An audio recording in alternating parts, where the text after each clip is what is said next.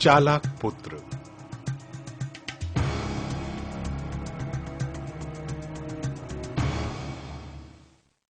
प्राचीन काल में मोहनपुर नाम के गांव में मंगलू नाम का एक वृद्ध किसान रहता था।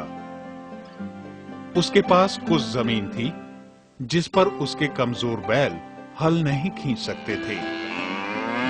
इस गरीबी के माहौल में भी उसने अपने बेटे को बड़े लाड प्यार से पाला। उसे किसी चीज की कमी न होने दी। वो उसे कोई भी काम नहीं करने देता था, लेकिन उसकी पत्नी को बेटे को सिर पर चढ़ाना बिल्कुल भी अच्छा नहीं लगता था।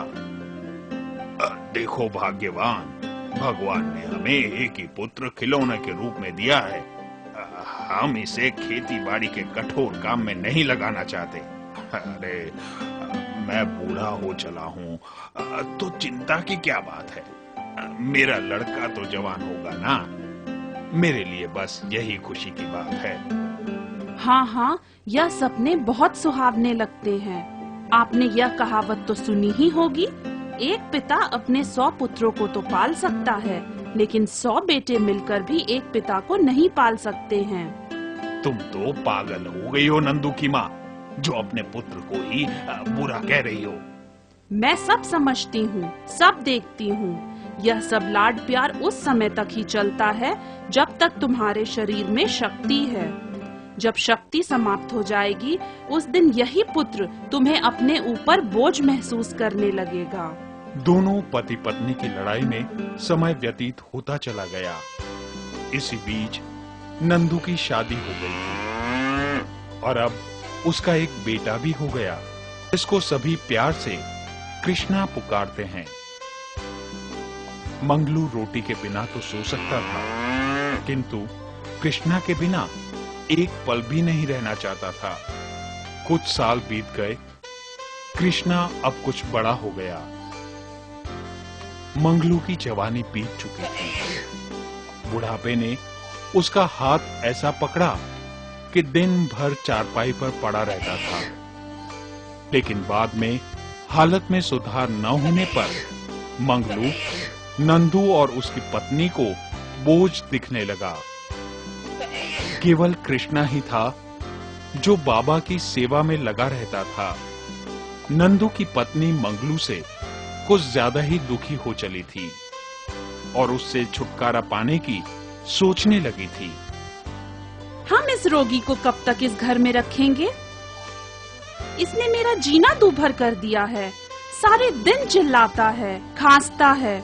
मेरा तो इस घर में सांस लेना भी कठिन हो गया है। क्या इनका गला घोट दूं? नहीं घोट सकते तो रात के अंधेरे में नदी में फेंक आओ। इससे इस बेचारे को मुक्ति मिल जाएगी और हमें शांति। मुझसे नहीं हो पाएगा। नहीं हो पाएगा तो कल से काम धंधा छोड़कर इसके पास बैठ जाना। उनके बिना हम खाएंगे क्या? इस बीमारी को घर से क्यों नहीं बाहर निकाल फेंकते?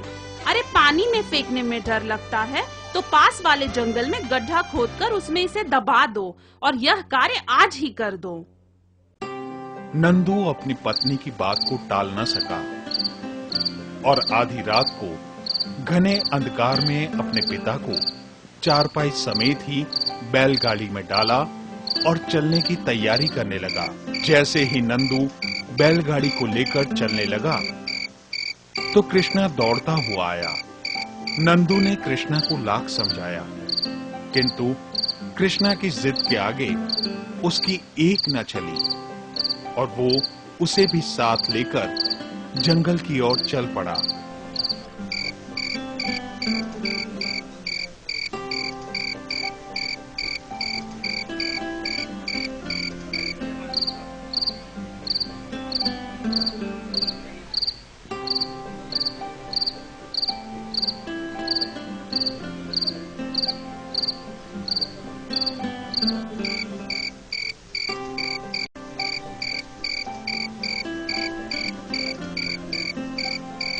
घने जंगल में पहुंचकर नंदू ने बैलगाड़ी रोकी और फावड़ा उठाकर गड्ढा खोदना शुरू किया। ये देखकर कृष्णा बोला, आप यह गड्ढा क्यों खोद रहे हैं? तुम्हारे बूढ़े बाबा की शांति के लिए। क्या उन्हें गड्ढे में दबाकर शांति मिलेगी? उनकी बीमारी तो ठीक होने वाली नहीं है, इसलिए उन्हें शांति दिलाने के उद्देश्य से गड्ढा खोद रहा हूँ। जब आप बाबा की शांति का काम संपूर्ण कर लें, तो यह फावड़ा मुझे दे देना। तुम क्या करोगे इस फावड़े का? इससे मैं एक और गड्ढा खोदूंगा। जब आप बीमार हो जाएंगे, तो जो कार्य आप बाबा के लिए कर रहे हैं, वही कार्य मैं आपके लिए पहले से ही करके रखूंगा, ताकि फिर अंधेरे में ठोकरें खाने की नौबत ही ना आए। ओह, मैं भी कितना पागल निकला। कृष्णा, मेरे बच्चे, मैं तो वास्तव में ही बहुत बड़ी भूल करने जा रहा था। तुमने मुझे बचा लिया। नंदू को अपनी गलती का एहसास हो गया और अपने पिता को गड्ढे में डालने के बजाय उसे अगले दिन शहर के वैद्य के पास ले गया।